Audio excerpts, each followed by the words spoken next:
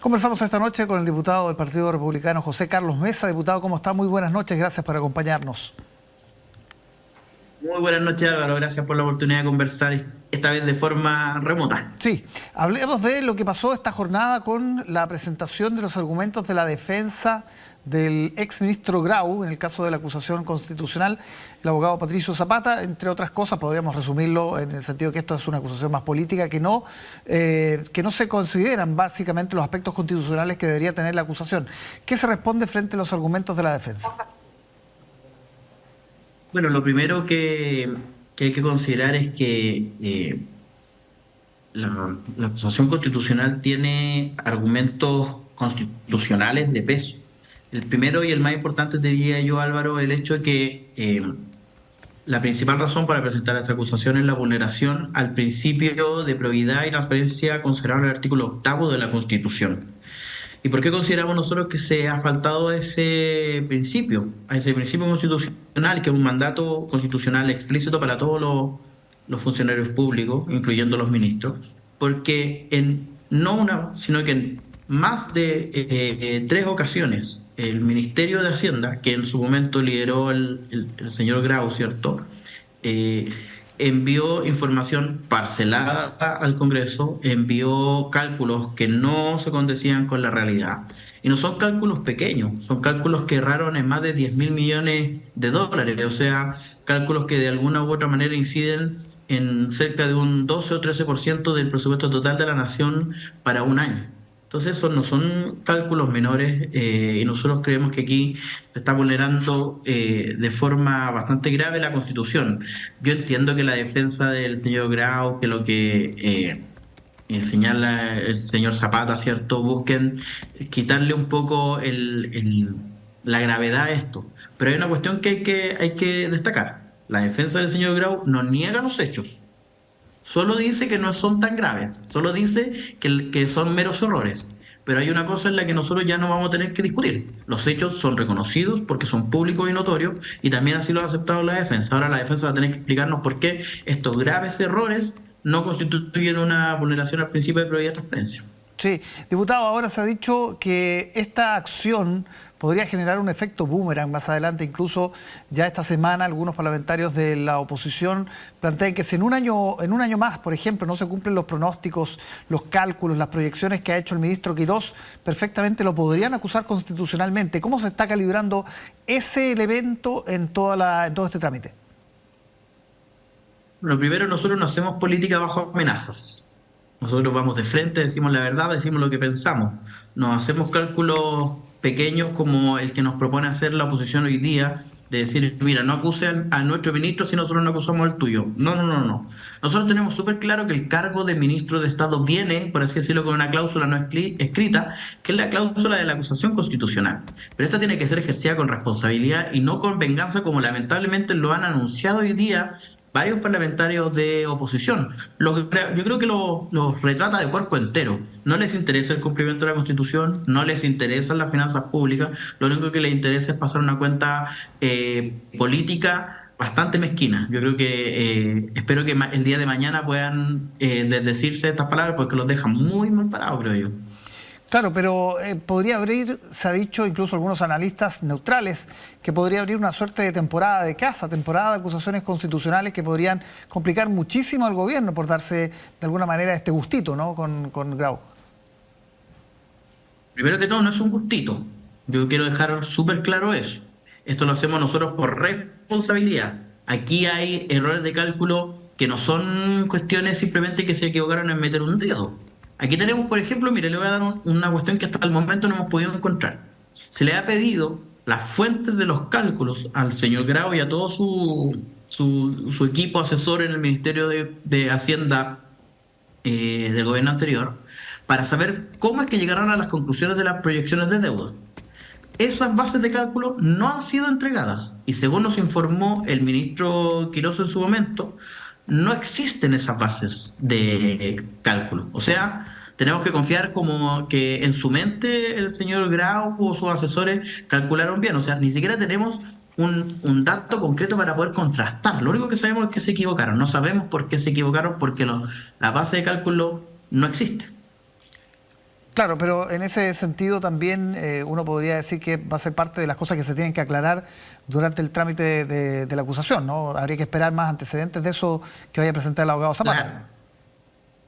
Claro. Claro, vamos a ver cuáles son esos antecedentes y si son capaces de explicarlo, pero lo que no puede uno permitir es que se sugiera que una acusación constitucional, porque eso es lo que nos está diciendo la oposición y lo que, como usted dice, los analistas neutrales.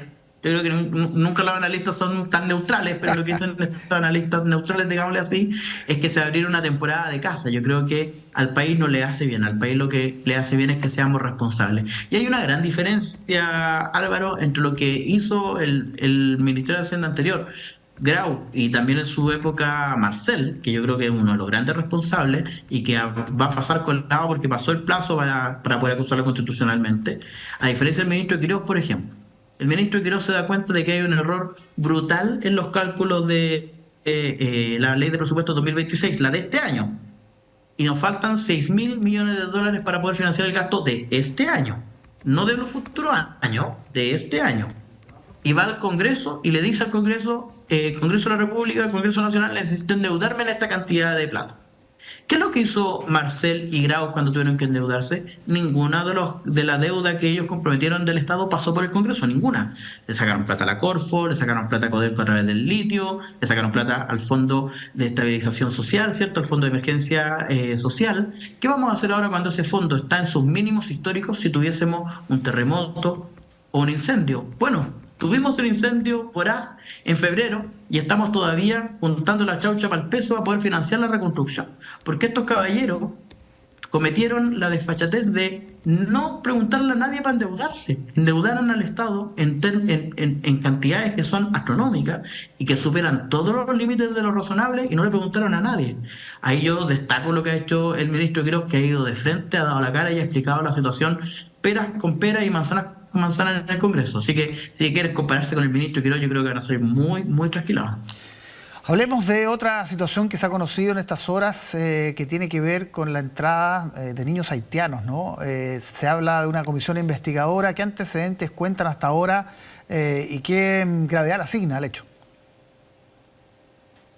Yo creo que esto es de la máxima gravedad, primero porque no, y aquí quiero salirme de lo que estábamos hablando recién, porque mucho se ha dicho, ¿cierto?, que las acusaciones constitucionales, la oposición la anunció como una vendetta política, ¿cierto? Esto, yo quiero desmarcarlo de ahí porque esto trasciende gobiernos. Esto no solo ocurrió o fue responsabilidad o digamos, una desprolijidad, no sé cómo llamarlo, de los funcionarios del gobierno del presidente Gabriel Boric, viene de mucho antes todo el desorden en materia migratoria.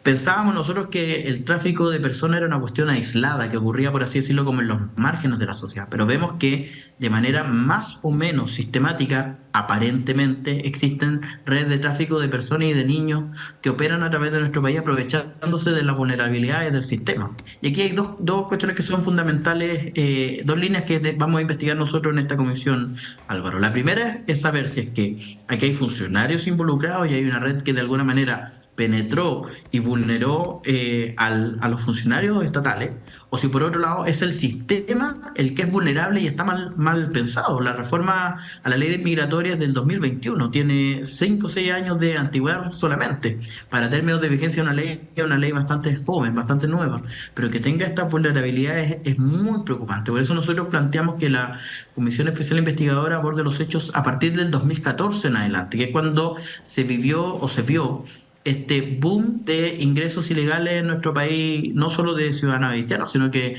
de gran parte de Latinoamérica.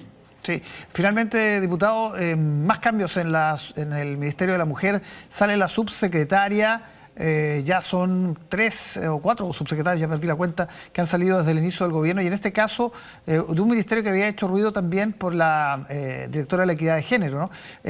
¿Cómo interpretan lo que pasó en el Ministerio de la Mujer?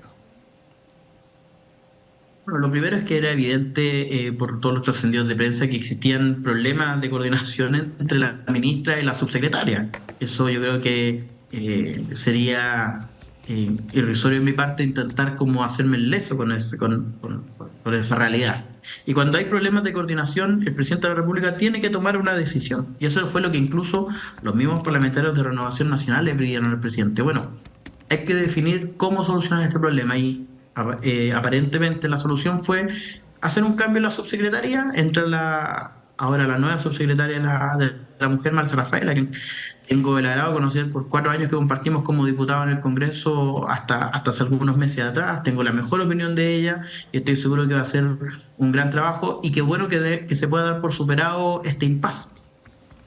Sí, pero ¿usted cree que con esto terminaron los problemas en el Ministerio de la Mujer? Yo creo que con esto se puede enfrentar de mejor manera los problemas que el Ministerio de la Mujer va a seguir teniendo, porque Chile es un país que tiene problemas, porque la realidad es así. Pensar que un ministerio, que un gobierno no va a enfrentar problemas en el futuro, yo creo que sería iluso de mi parte creerlo. Yo espero que estén mucho mejor preparados aún para seguir enfrentando todas las dificultades que implica gobernar un país. Bien, diputado Mesa, muchísimas gracias por conversar con nosotros esta noche. Muchas gracias, Álvaro. Muy buenas noches. Buenas noches.